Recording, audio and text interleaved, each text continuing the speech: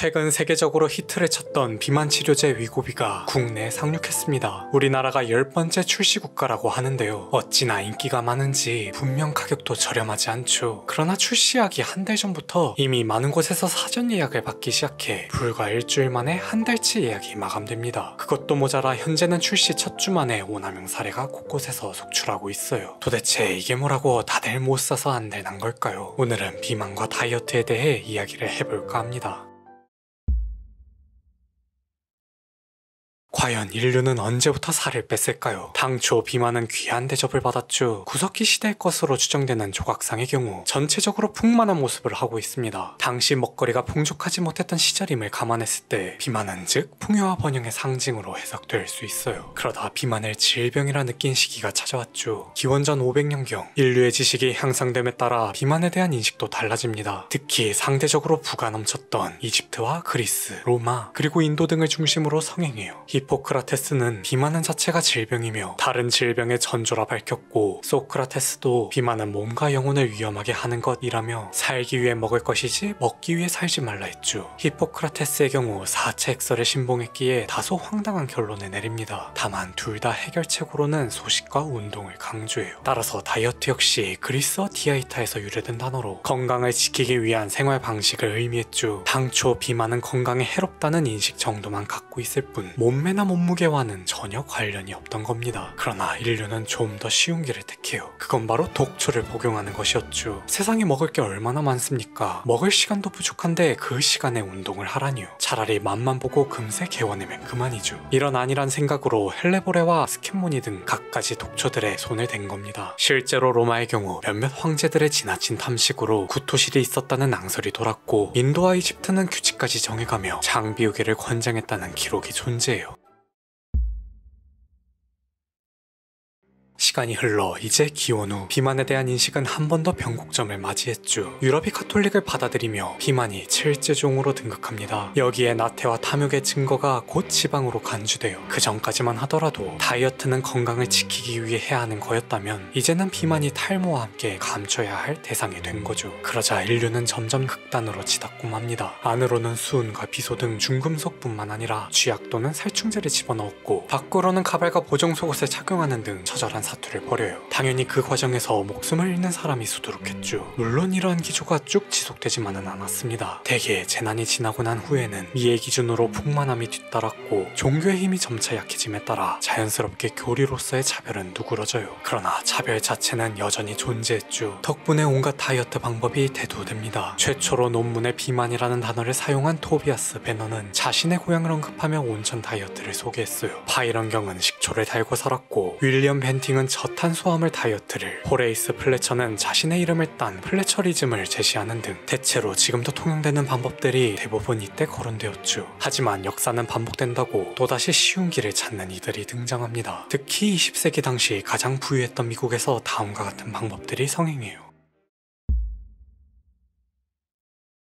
하나는 기생충 다이어트죠. 말 그대로 기생충이 들어간 알약을 먹어 개들이 음식물을 흡수하도록 하는 다이어트입니다. 유산균과 비슷한 거 아니야? 하실 수도 있는데요. 차원이 다릅니다. 훨씬 위험하죠. 적어도 유산균은 배에만 머무르다 배출된다면 기생충은 복용자의 전신 곳곳으로 퍼져나가 번식하기를 반복해 심각한 부작용을 야기합니다. 그럼에도 아직까지 실천되고 있어 뉴스에 종종 보도되고 있고요. 다른 하나는 흡연 다이어트입니다. 예전에도 한번 다뤘었죠. 미국 담배회사 럭키 스트라이크가 매출 신장을 위해 페미니즘을 이용했다고요. 저 영상에서는 다루지 않았던 내용이지만 한 가지 더 있었습니다. 그게 바로 다이어트였던 거죠. 그들은 여성 인권 신장에 앞장서겠다고 하면서 정작 광고는 젊고 아름다운 여성들만 노출시켰어요. 그리고 이런 메시지를 던집니다. 이걸 피우면 너도 나처럼 될 수 있어. 솔직히 여성 인권과 몸매 관리가 무슨 연관이 있는지 모르겠으나 아무튼 효과가 있었죠. 당시에 담배는 필터가 없었거든요. 때문에 혀에 닿으면 염증 반응으로 미각을 잃었습니다. 실제로 식욕이 억제된 거죠. 더구나 체내에 들어온 오염물질들이 면역 기능을 활성화시켜 체중이 감소했다고 해요. 사실상 기체로 바뀌었을 뿐 앞서 언급되는 물질들과 별반 다를 게 없었던 겁니다. 그러나 당대인들은 아직 그 위험성을 알지 못했죠.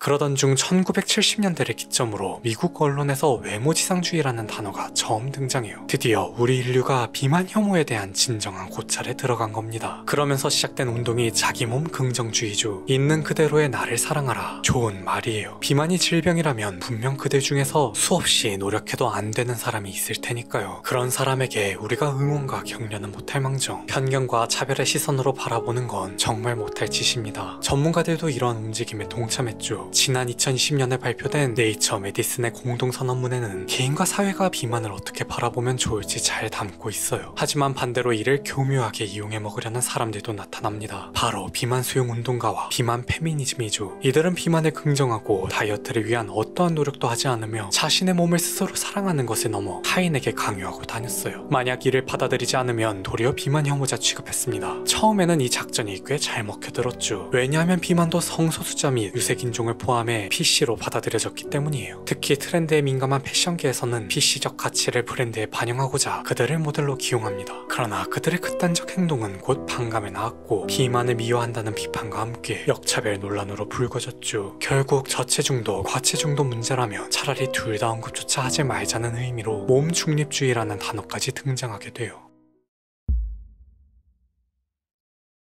결론은 비만을 혐오해서는 안 되지만 질병은 맞으며 살은 운동과 식이요법으로 빼야 한다는 겁니다. 자기 자신도 어찌할 수 없는 유전적 요인이 있지 않는 한 약은 최대한 손대지 말아야죠. 하지만 세상은 이 간단한 사실을 쉽게 받아들이지 못하는 것 같아요. 그러니 위고비가 그렇게 큰 인기를 누리는 거겠죠. 실제로 미국은 위고비를 사용하는 걸 당연하게 생각하고 있습니다. 그것도 치료가 아닌 미용을 목적으로 말이에요. 이미 일론 머스크는 자신의 SNS 계정을 통해 당당히 밝혔죠. 뉴욕 맨해튼 내에서도 가장 부촌인 어퍼 이스트 사이드는 현저히 낮은 비만율을 보임에도 관련 치료제를 가장 많이 맞고 있습니다. 심지어 헐리우드에서는 오젬픽이 농담 소재로 활용될 정도예요. 더구나 위고비는 물량도 많지 않아 정작 약이 필요한 저소득층은 꿈도 꾸지 못하는 상황이 펼쳐졌죠. 때문에 체중에서도 빈부격차가 발생하고 있다는 비판적인 시각이 존재합니다. 언론의 태도도 도마 위에 올라요. 위고비를 기적의 다이어트 약이라 소개하며 연일 화제몰이에 나서고 있죠. 아직 위고비의 안전성이 전부 입증되지 않았건늘 이후 문제가 생기면 아무런 책임도 지지 않을 거면서 마치 버네이스가 담배로 여성을 선동한 것처럼 앞다퉈 홍보하고 있습니다. 물론 위고비를 사용하는 건 각자의 몫이에요. 그것이 미용 목적이든 그저 자신의 게으름과 나태함을 감추기 위해서든 말이죠. 하지만 평생 달고 살아야 할지도 모르는 약에 의존하며 살아가는 게 진정 우리 사회에 도움이 될지 의문입니다. 적어도 저는 그런 사람을 이해할지언정 곁에 두고 싶지는 않네요. 오늘 제가 준비한 영상은 여기까지입니다. 분명 영상의 내용이 모든 상황을 대변하지는 못할 거예요. 언제나 말씀드리지만 감히 누군가를 가르치려 들거나 제 생각을 강요할 그럴 생각으로 만들지 않았고요. 그저 저 또한 한 명의 다이어터로서 모두가 건강한 삶을 살길 바라는 마음을 담아 제작한 거라고 귀엽게 봐주셨으면 감사하겠습니다. 여러분의 구독과 좋아요 그리고 댓글은 다음 영상 제작에 큰 힘이 되오니 꼭 한번 눌러주시고 많은 의견도 남겨주세요. 그럼 다음에는 더 다양한 주제로 찾아뵙도록 하겠습니다.